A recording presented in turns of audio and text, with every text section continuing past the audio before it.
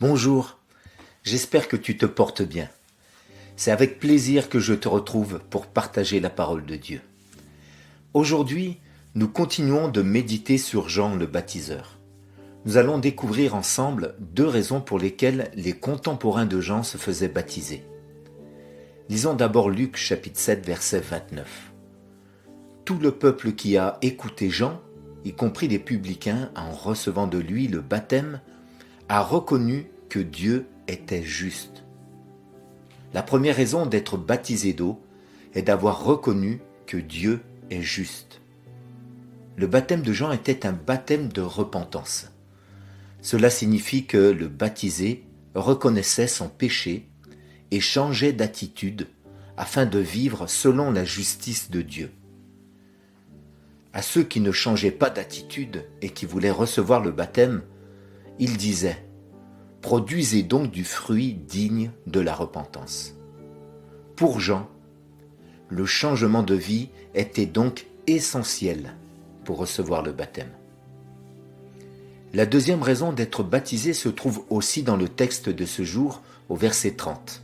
Nous lisons « Mais les pharisiens et les docteurs de la loi, en ne recevant pas son baptême, ont rejeté le dessein que Dieu avait sur eux. » Autrement dit, ceux qui acceptent le dessein de Dieu pour eux se font baptiser.